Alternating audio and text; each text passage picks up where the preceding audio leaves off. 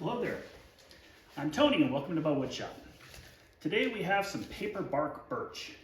I'm sure you've all received a big log, came down in a windstorm, went and helped a neighbor move a tree, you mill up all those big ball blanks, and then you're left with something like this. What do you do with it? Well, I have a few ideas. If you stick around, I'll show you what I did with this one.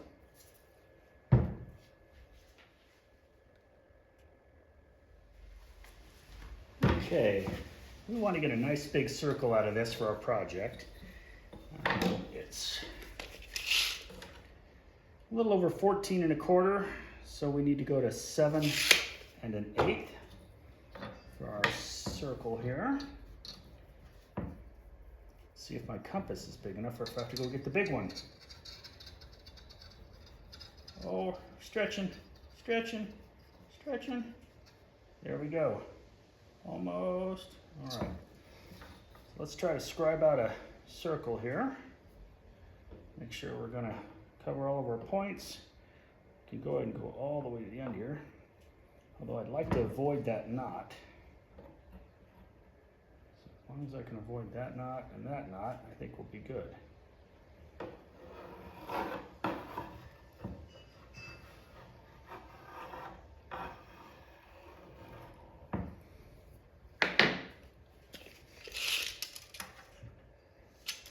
Right at 14 inches. We want to be just about 14 for this project. So let's take it over to the bandsaw and cut it out. Okay, we've got our circle scribed.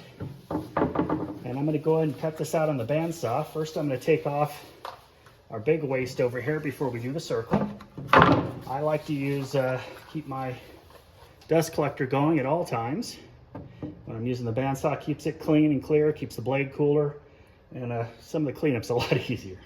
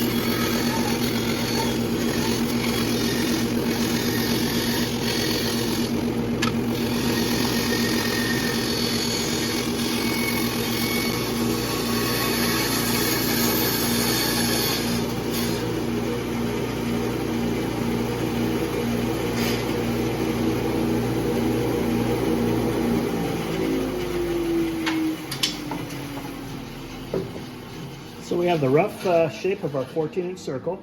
I stayed on the outside of my pencil line the whole way. So when I chuck this up on the lathe, we know that we're going to keep our 14 inches if we get it nice and centered.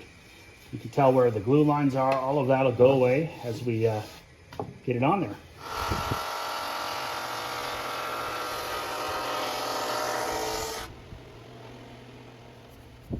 Okay, we have our nice flat round piece ready to go on the lathe.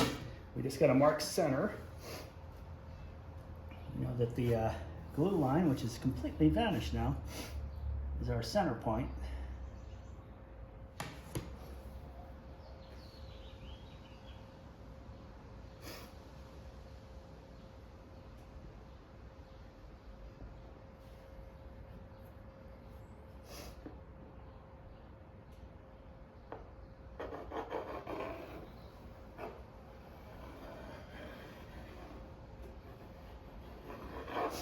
Okay, so we know we have our center there, although I have two centers, so I better mark which one is which, huh?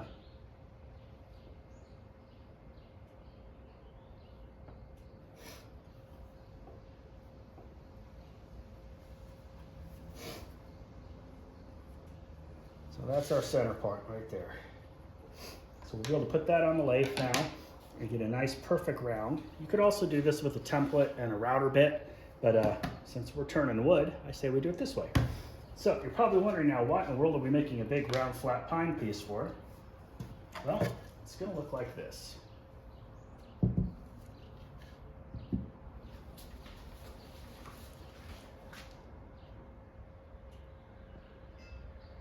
So we're making a cake stand. We'll go ahead and take some of that height off the bottom, but if you take a look down below, I'll slowly drop you guys in here if I can. We'll have that nice look down here.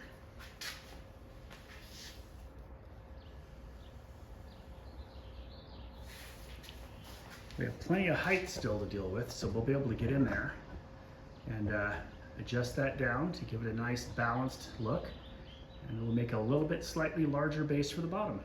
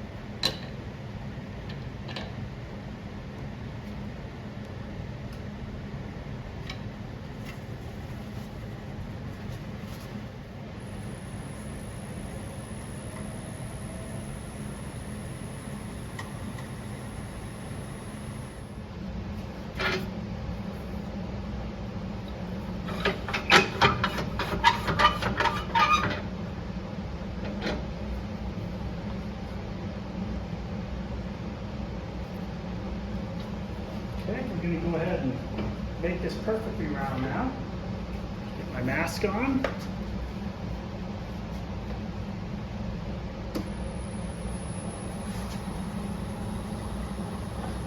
I'm going to come at it with just a nice sharp bowl gouge, just to clean up that edge.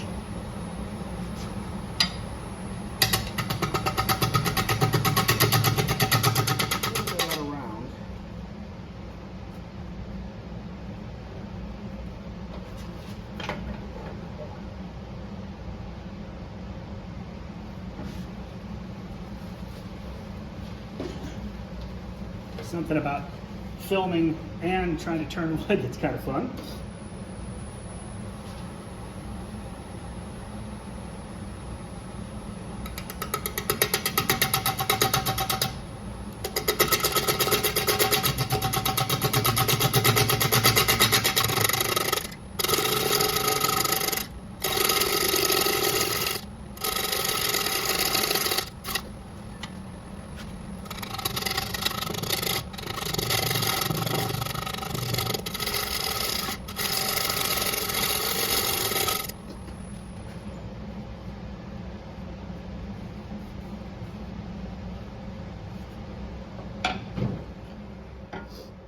We'll take a cut across the front, perfectly flat.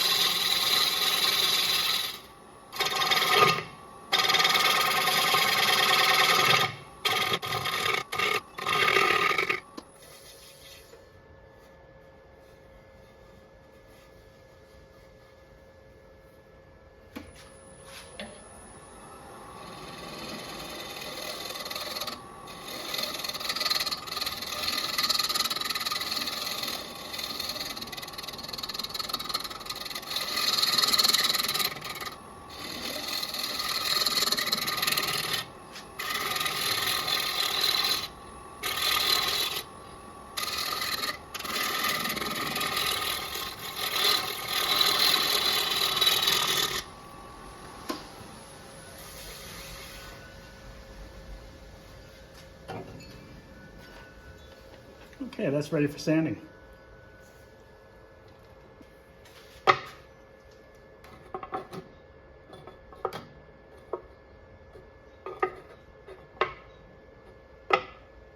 Okay, nice and flat. So well,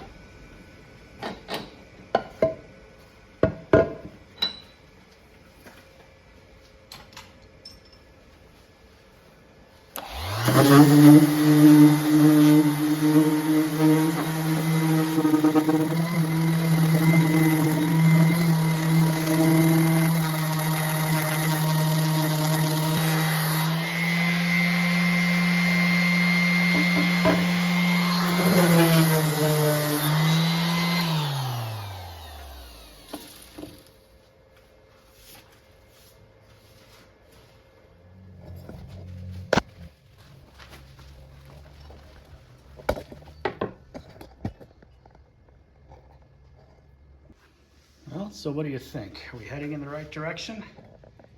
Is that unique enough? Still put a base down here, but I think right now we've got a very unique little stand.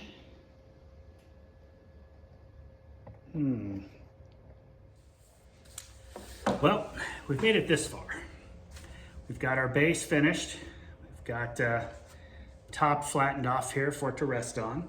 I've decided to make it off center so that from one angle it'll look like big cantilevered area, and the other part will have the branches coming up.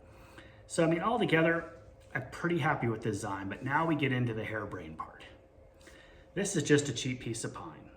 My initial thought was to match the color, paint the top white, a couple, 3 or 4 coats, get it nice and glossy, and then it would tie together with the bottom, turn a base, cut down to right height so it'd be appropriate for a countertop. But then I thought, I really like this, the way this pine turned out. It's got some great grain and character in it. All the grain's nice and straight with some variations in color. But what if I just edge banded it with the bark? Could I cut the bark well enough and glue it on this to make it look like it's a cookie from a larger birch tree? So that's what I'm going to try to do. So the thought is, push this out of my way. Let's see if I can get the camera over here. Is take a little log here and slice it with a razor knife down the length of the tree here, and see if I can peel enough of this bark off to make myself a veneer. Think it'll work? Well, stick around, we'll find out together. Well, first we have to figure out how much edge banding bark I'm gonna need. So figure out the circumference of our top here. We're gonna go 2 times pi times the radius. So we've got 2 times 3.148 times 7. We're gonna need 44.07 inches of edge banding. So I think what we'll try to do is cut ourselves 48 inches of bark at the thickness here, which is just a little bit over 5/8 of an inch. And then we'll glue it on and then carefully trim it with an X-Acto knife, I think. See how it works out.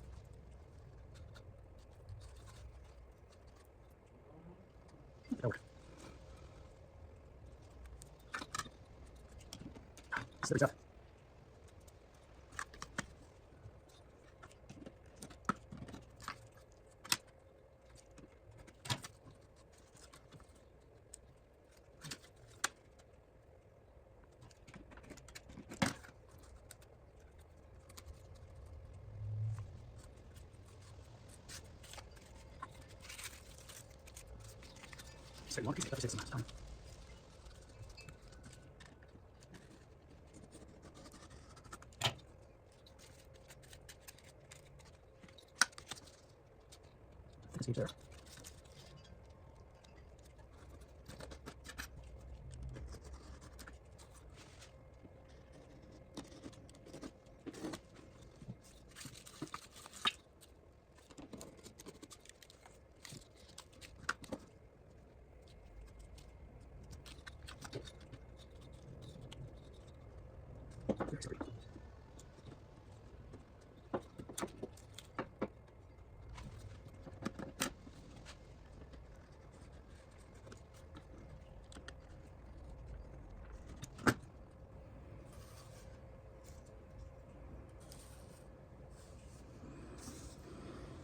Okay, well, we have 3 feet.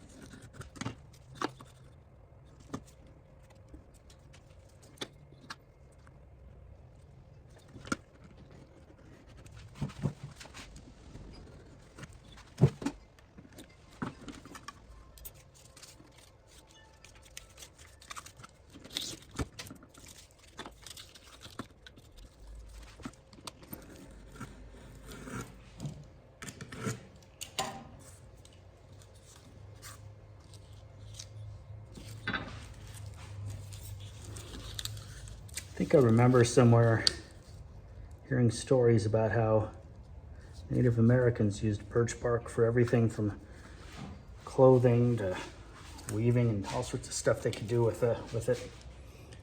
But I don't know if that's true or not, so I should probably do a little research before I open up my mouth. If anybody knows the uses for birch bark from Native Americans, throw it in the comments down there. I'd love to hear some stories, because I tell you, it's easy to work, but a little tedious.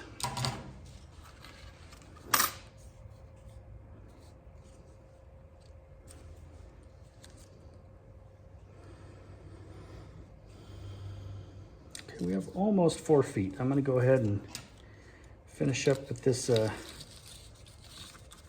strip here, so we have some extra. And then I'm going to have to come up with some sort of scheme to glue it on. I don't think CA is going to be the trick here. We might need to use some contact cement. That's what I'm thinking. I wish I could get some third-party opinions here on if what I'm doing is absolutely insane, or if it's going to be a cool way to mock the look of a giant birch cookie on the side of this cake dish. I didn't get a very straight cut there at all, did I?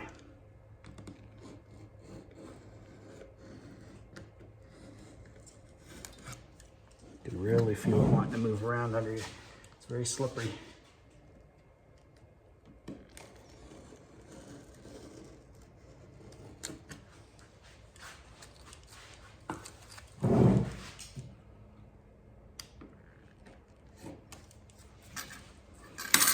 Okay. That's 1 foot. We know we have the ones that connect together, so let's call that 2. 2.5. I think we have enough birch here to wrap our end. So let me clean up and get on to the next step here. All right. Not entirely sure what to expect here, but let's give it a shot. I would like to start out with a big strip here. I'm picking I want to be going towards the show surface with my edge. Okay, I decided to go with a Starbond medium. to set this on. I want to line it up with the show edge. This is going to be our show edge. And of course I haven't finished this yet, so I'm still planning to finish this all together. So my thought is get a little dab on here just to hold our one end down. I've got it here in the starting on end grain. Get it up to a nice spot. Make sure that we're in a good spot. And just kind of hold that down there to try to dry out. And I'll go ahead and give it a little spray with some accelerator. Hopefully that'll hold that in place. Doesn't seem to like that. Let's see. Do not want to glue the bark to my finger, which we have all done. Don't lie, you've done it. Yep, that might require something more than Star Bond.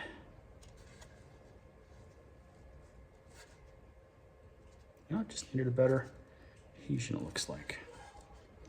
Okay, so at least we have a starting spot. So now I can work it around the edge here and see what that's gonna look like. Bingo. A little too much pressure on it there. So we're gonna need a pressure sensitive adhesive to do this. I think I'm gonna probably use a very thin material that I use in my day job from 3M.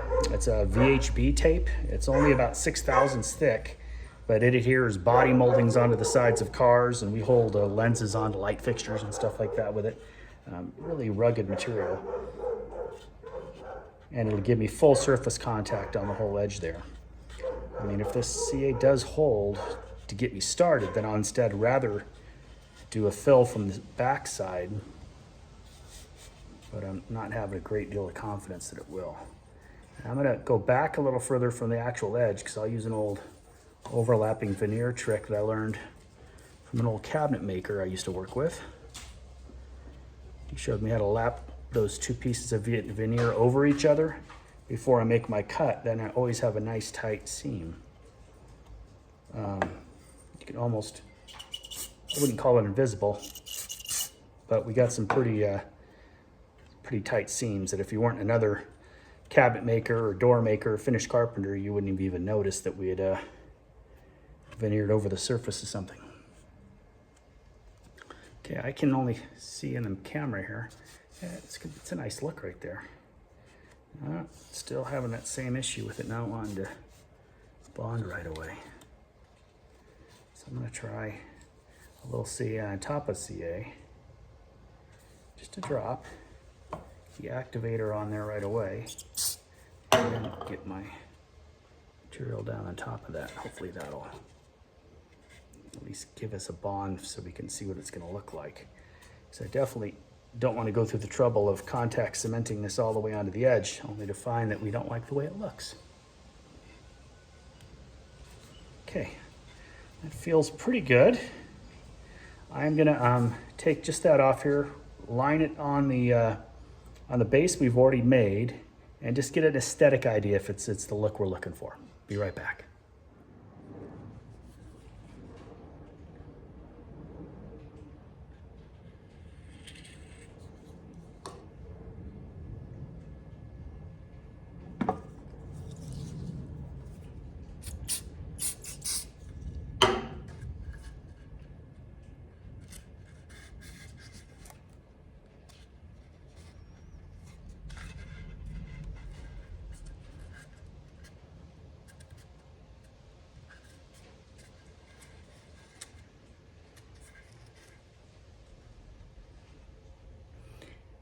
Now this knot right here is what I really want to be able to save, so I'm going to do extra time to glue that down.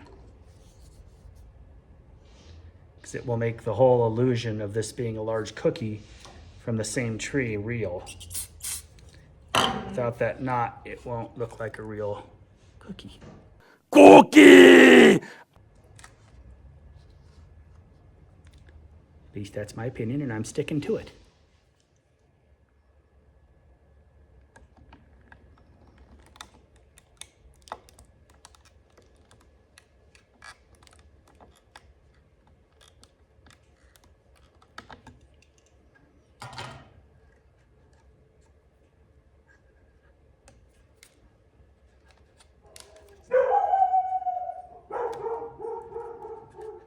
See how those two will line up by cutting them together like that? Of a really nice scene. Okay, we took our big pine board and made it look like a giant birch cookie for the top of our cake plate. See, we kept a couple of bark inclusions and stuff to make it really look like it was cut right out of the slab. That's definitely going to be one of the prettiest parts on there. So now all we have to do is trim the veneer we created on the top, flush with the top and bottom, and then come up with some stain for this and how we want to mount it to our base.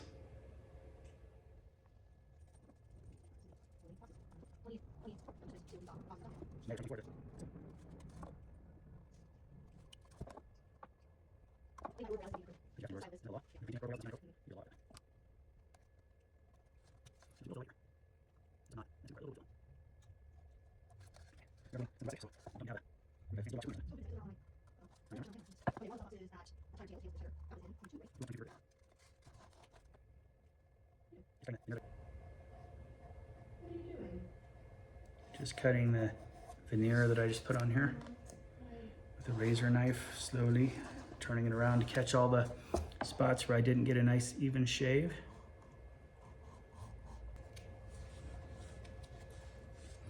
Okay, it's time to come up with a finishing solution and a way to sand this nice and flush on the top. Might do a really light after it dries, 1/8 inch little round over on the edge here, just to smooth it out. Okay, we've mounted the top just to dry fit right now with all of our bark and the edge banding we did with the bark we made with the veneer. We razored off the excess on top, still haven't sanded or finished it. And then I cut a little 8-inch diameter cookie for the base from an existing log. This was off the chainsaw side, so the bottom's bad. It's definitely wet still, so I'm gonna have to either stabilize it or dry it quickly so we don't get a big crack in it. But aesthetically, I think we're almost there. Might be a little too tall. We're 12 1/4 inches tall, and we're 14 1/8 inch in diameter right now. Okay, we've sanded it up to 220 now, and I'm gonna go ahead and put a little bit of Howard's on here. See just how it looks. We still have a chance to strip that off later if we want to, and go with something a little less natural color if we want to paint it. Just have to strip the wax off, which is not a huge deal. I like to rub a little in here and see if it gives us a nice look. We'll let it settle in, and we'll flip it over and we'll do the other side as well.